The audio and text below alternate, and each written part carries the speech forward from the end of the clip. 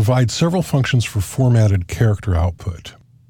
Let's take a working copy of working.c and we'll paste it here into our working project. And we see here this printf function. And in this case, of course, we're just using it to put a string to the console. So if I compile and run that, it says hello world.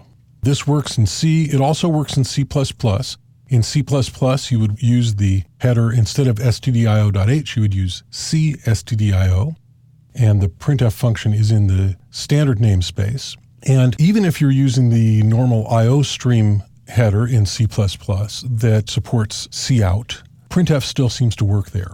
And I've found that it works on every compiler that I've tried. If it's not working on your compiler, you'll want to use C stdio without the .h instead of the IO stream or in addition to the IO stream header. Printf is capable of a whole lot more than just printing out a string. Let's just declare some variables here. So there we've got some variables of some different types, and we'll go ahead and print them using printf. So I'll save that and we'll compile and run it.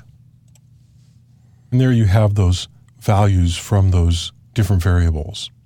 So the way that printf works is it takes a format string and it uses replacement tokens in the format string, and those replacement tokens get replaced by the various values from the arguments to printf, formatted according to the replacement tokens.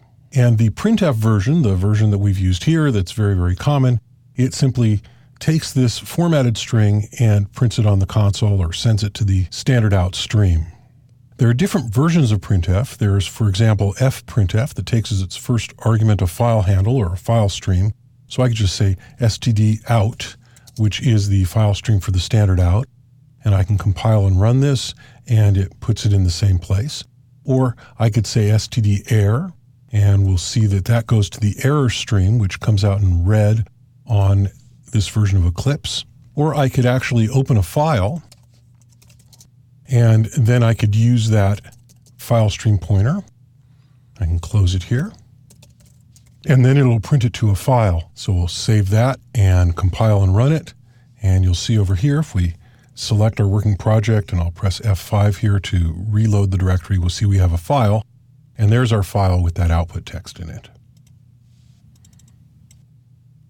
There's another version of printf called sprintf, which will print this to a string.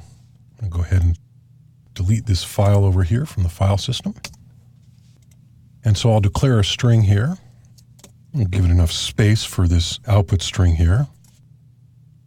And then this will become OS. So sprintf will take this formatted string and it'll put it in OS. And then I'll just print OS with puts. We'll save that and run it. And there's our output from puts. This version of sprintf is actually very dangerous. What this does is it writes our formatted string to this character buffer, and it assumes that your buffer will be large enough. If my buffer were instead, say, 8 bytes long, and I tried to do this, we would have undefined behavior, which basically means that the program would crash and could become a security risk.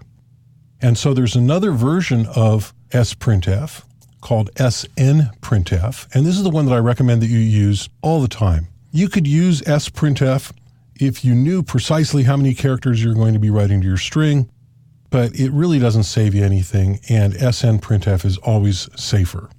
So here we can define a constant, and we can say our buffer is this long, and then we can put buff size here.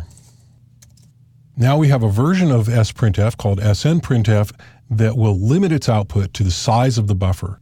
Our first argument is the address of the buffer. The second argument is the size of the buffer, and it will print at most that many characters minus 1, and then terminate it with a null character. So if I save this and run it, you'll see our result works fine. Now if I make our buffer too small, let's just say I make our buffer 8 characters long, and I'll save this and run it, and you'll see that this is perfectly safe. It's only printing out that many characters plus a null byte.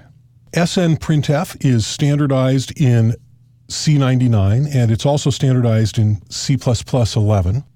So any modern compiler will have a version of snprintf. And in actuality, snprintf had been around for a lot longer than that, and most standard libraries had it even before those standards were written. The printf function and its cousins provide a great number of format specifiers for a vast array of different circumstances. Here I have a table that shows a few of the most common format specifiers. And of course, there are many, many more and many options to all of these.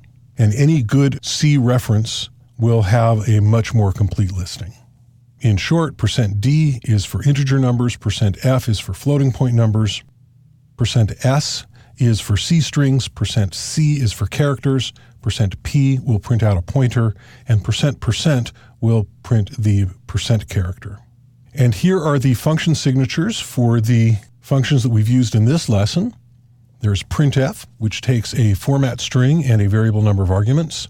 There's fprintf, which takes a file pointer and a format string and a variable number of arguments. sprintf, which takes a character buffer and a format string and a variable number of arguments. And I really recommend that instead of sprintf, you always use snprintf, which takes that character buffer, an integer that represents the size of the character buffer, and so it will print at most that size minus 1 characters to the buffer plus the null byte, and a format string and a variable number of arguments. So now let's delete our working files